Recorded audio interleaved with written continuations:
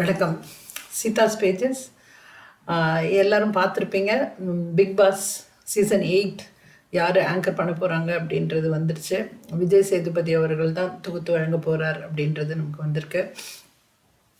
So எல்லோரும் ஆவலாக எதிர்பார்த்துட்டு இருந்தது என்ன, கமல்ஹாசன் சாரை யார் ரீப்ளேஸ் பண்ண போகிறாங்க அப்படின்றது ஒரு ஒரு மர்மமாக இருந்தது. நிறைய பேர் அடிபட்டது. கடைசியாக இப்போது விஜய் சேதுபதி அப்படின்றத அனௌன்ஸ் பண்ணிட்டாங்க. ஸோ இப்போ என்னென்னா நேச்சுரலி என்ன ஆகும்னா, நியாயமாக நம்ம கம்பேர் பண்ணக்கூடாது. ஆனால் இவ்வளோ நாளாக நம்ம பார்த்துட்டதுனால நிச்சயமாக கம்பேரிசன் இருக்கும். ஏன்னா ஒரே ஒருத்தர் தான் இவ்வளோ நாளாக தொகுத்து வழங்கினதுனால இப்போது ஒரு புது ஆள் வர்றாரு அப்படின்னும்போது நிச்சயமாக நம்மளை அறியாமலேயே நமக்கு இது கம்பேரிசன் இருக்க தான் இருக்கும். ஸோ நம்ம எப்படி பார்க்கணுன்னா, கமல்ஹாசன் சார் அவர் ஒரு பர்சனாலிட்டி, அதே மாதிரி அவர் விஜய் சேதுபதியும் இவரும் ஒரு பெரிய பர்சனாலிட்டி. ஸோ அவர் ஏஜ் டிஃப்ரென்ஸ் எல்லாம் இருக்குது. பட் இருந்தாலும் கூட நான் கம்பேர் பண்ணாமல் இப்போ விஜய் சேதுபதி அவர்களை பற்றி மட்டும் அப்படி சொல்லணும் அப்படின்னா நான் பார்த்த வரைக்கும் அவர் ரொம்ப ஒரு சென்சிபிள் பர்சனாக இருக்கார். சோஷியலி அவேராக இருக்கார். ஒரு ஒரு கீழ்த்தட்டிலேருந்து வந்த ஒரு மனிதர்ன்றதுனால அவர் எல்லாம் என்ன இன்றைக்கி மக்களுடைய கஷ்டம், என்ன பிரச்சனைகள், என்னெல்லாம் ஃபேஸ் பண்ணுறாங்க அப்படின்றதெல்லாம் கரண்ட்டாக அவர் தெரிஞ்சு வச்சுட்டே தான் இருக்கார். ஸோ அந்த கிரவுண்ட் லெவலில் அவர் இருந்துட்டு தான் இருக்கார்.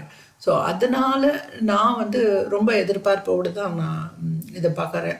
ஏன்னா நான் இந்த தினம் பார்க்கலாமா வேண்டாமா பிக் பாஸ்ன்ற மாதிரி ஒரு நிலைமையில தான் நான் யோசிச்சுட்டு இருந்தபோது விஜய் சேதுபதி வராருன்னும் போது எனக்குமே ஒரு இன்ட்ரெஸ்ட் வந்திருக்கு. இவர் எப்படி பண்ணுறார் பார்க்கணும் அப்படின்றது.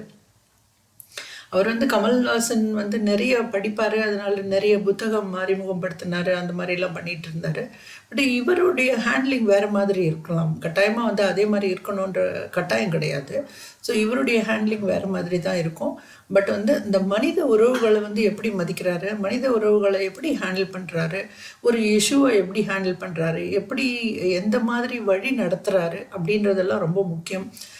எந்த அளவுக்கு அந்த வாரத்தில் நடந்ததை அவர் பார்க்குறாரு, பார்த்துட்டு எந்த அளவுக்கு அவர் அது கான்ட்ரிபியூட் பண்ண போகிறாரு அப்படின்றதெல்லாம் தான் ரொம்ப முக்கியம். ஸோ இதுக்கு நடுவில் பார்ட்டிசிபென்ட்ஸ் யாருன்னு இது வரைக்கும் நமக்கு தெரியவே இல்லை. ஸோ கூடிய விரைவில் அதுவும் நமக்கு தெரிய வரும்னு நினைக்கிறேன். அதுவும் கொஞ்சம் இன்ட்ரெஸ்டிங்காக தான் இருக்கும் அப்படின்னு நினைக்கிறேன். போன தரம் இருந்ததெல்லாம் விட இந்த வாட்டி கொஞ்சம் இன்ட்ரெஸ்டிங்காக இருக்கும் அப்படின்னு நான் நம்புகிறேன். ஸோ நிறைய எதிர்பார்ப்புகளோடு தான் இருக்கும். இது கட்டாயமாக ஒரு வித்தியாசமான ஒரு சீசனாக தான் இருக்கும்ன்றது ஆப்வியஸ்லி.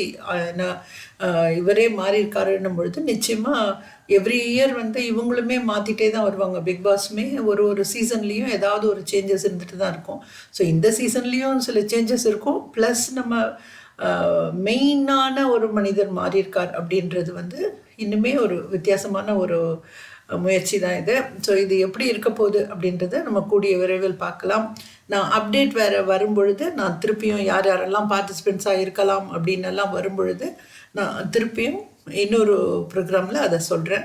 ஸோ உங்களோட சேர்ந்து நானும் அவளோடு எதிர்பார்த்துட்ருக்கேன் பிக் பாஸ் சீசன் 8க்காக. நன்றி, மீண்டும் சந்திப்போம்.